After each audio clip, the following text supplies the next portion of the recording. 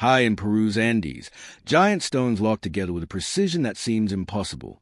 No mortar, no gaps, just blocks the size of buses, fused as if they were cut by machines.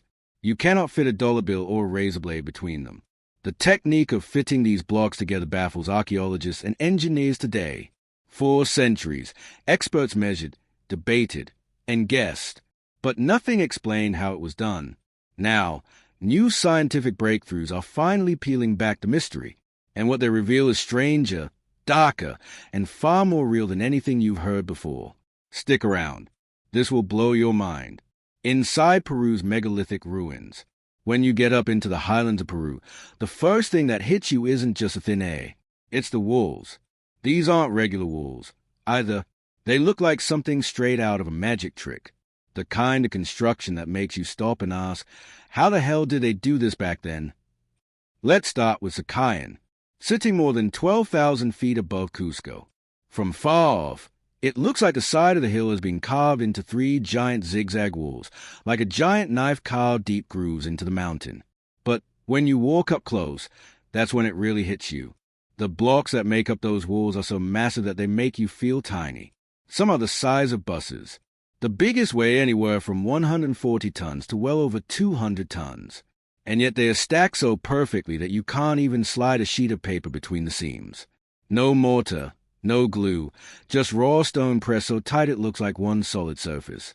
And the wild part, those stones didn't even come from right there. They were hauled from a quarry called Rumicolca, sitting more than 20 m away across rough Andean mountainsides. You can still hike out to that quarry today and see half-finished blocks, the scars where workers cut out massive chunks before abandoning them. Now move about 40 miles northwest into the Sacred Valley, and you run into Ollantaytambo. Here the land pinches into a tight valley with steep walls on both sides. And climbing above the little town is Temple Hill. Right at the top sits one of the most jaw-dropping pieces of Inca stonework, the Wall of the 6 Monoliths. These aren't small building blocks either. Each one is a huge pink volcanic slab cut and hauled from quarries called Cachicata across the Urubamba River. That's about 3 miles as a condor flies. But don't let that number fool you. Hauling something that sized down cliffs across a river and back uphill into position is insane. And the proof is still sitting out there today. The quarries are scarred with abandoned blocks and half-finished cuts. Almost like the builders dropped their tools one day and just never came back. Ollantaytambo itself sits around 9,160 feet, so think about the logistics of dragging stones that size across that kind of terrain. It's no joke. If you stand up on Temple Hill and look across the valley, you can see Cachicata clear as day. The whole mountainside is carved up, scarred with cuts, slides, and leftover blocks.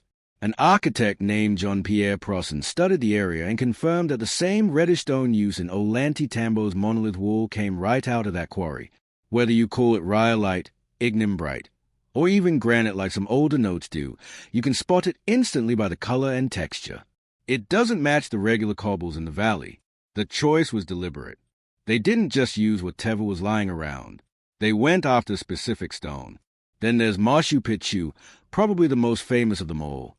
Perched on a razor-thin ridge at about 7,970 feet, the site is sandwiched between 2 peaks with the Urubamba River looping far below. From the postcard view, it looks like terraces and stone buildings glued to the mountaintop.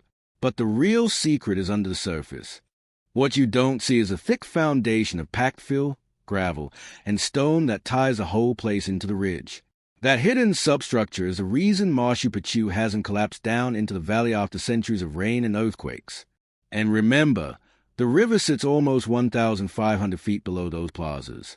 So, if that foundation wasn't there, the entire site would have been washed away a long time ago.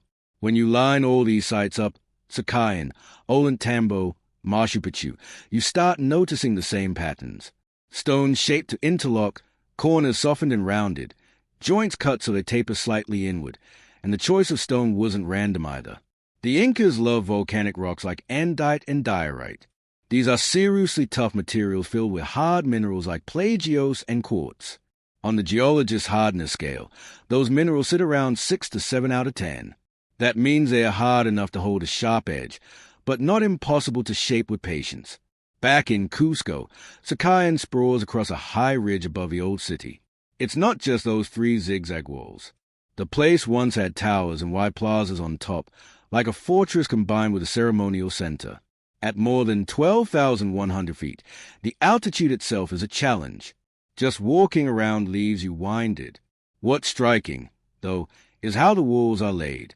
The stones are polygonal, many with multiple sides, and they lock together like puzzle pieces, and each course doesn't stand perfectly vertical. They lean slightly inward, bracing themselves against the slope. You don't need to be an engineer to see the logic. Wide base, tight seams, walls angled into the hill. Ollantaytambo, on the other hand, tells a different kind of story. The little town below still follows the same grid the Incas laid out with canals running through its narrow streets. Machu Picchu mixes the same ideas, but in its own style. The ridge is divided in half. One side is lined with over 100 agricultural terraces that grip the slope like stair steps. The other side holds temples and houses with the classic Inca look. Trapezoid doors and windows, inward-leaning walls, and joints so tight they don't need mortar. And those aren't the only sites. Take POC, perched on a ridge north of Cusco.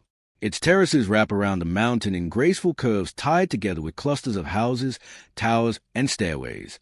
Or Taipan, sitting southeast of Cusco at elevations between 10,700 and 13,000 feet, it looks like a water garden carved into the mountain. Straight canals run across green terraces and ceremonial fountains spill sheets of water from basin to basin. The American Society of Civil Engineers even recognized Taipan as a historic engineering marvel. And then there's Maury. Instead of terraces hugging slopes, Maury drops them down into the earth. 3 massive circular depressions cut into the ground, each ring a terrace bench. From above, they look like perfect amphitheaters. From inside, they're 100 feet deep bowls, ring after ring of stone. Zoom out, and all of this sits in one of the harshest building environments you can imagine. The Andes aren't calm mountains. Off the coast, the Nazca Plate dives under South America along the Peru-Chile Trench. That collision created the mountains and still triggers earthquakes a day. The Incas were building entire cities on narrow ridges and steep slopes in a region that constantly shook and shifted. That's why their choices weren't just about looks. They were about survival. Slopes, rivers, and quakes forced them to adapt. What we can see tells us a lot about size and layout, but it doesn't answer a question on everyone's mind. How on earth were these stones cut, hauled, and set in place? The Incas' genius method for building the impossible. So, here's the big question. How did the Incas move and shape stones so massive without steel tools, cranes, or modern machines? To figure that out, you have to start at the quarries because that's where every single block began its journey. For the huge projects in Cusco, most of the stone came from Rumicolca, a giant quarry of Andes rock sitting more than 22 miles from the city.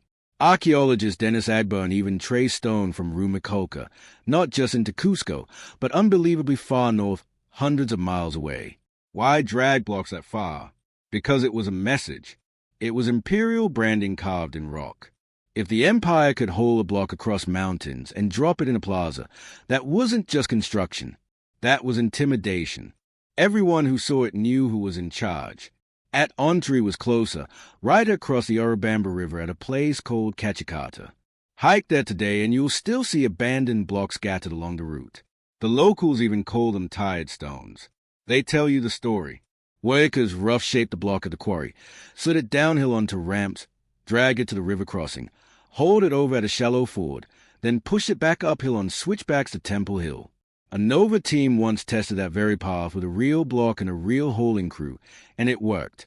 The ramps worked, the crossing worked, and the uphill grind, while brutal, was possible. No cranes, no forklifts, just human muscle and smart planning. And the proof is in the stones.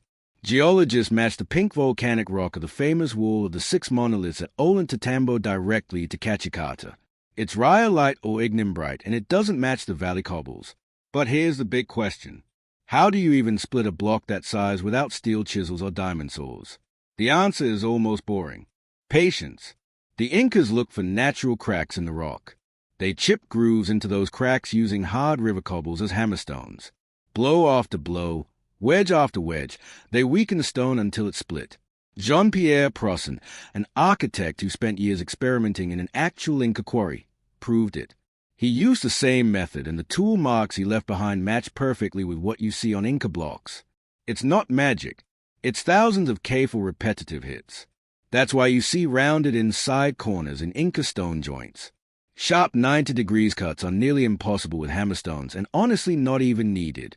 Protson's test showed that the surfaces left behind looked exactly like Inca walls, rough centers with smooth edges where the blocks touched. Nova's experiment confirmed it using the method called scribing. Here's how it works. Press 2 blocks together, mark the high spots, pull them apart, peck down the bumps, and repeat.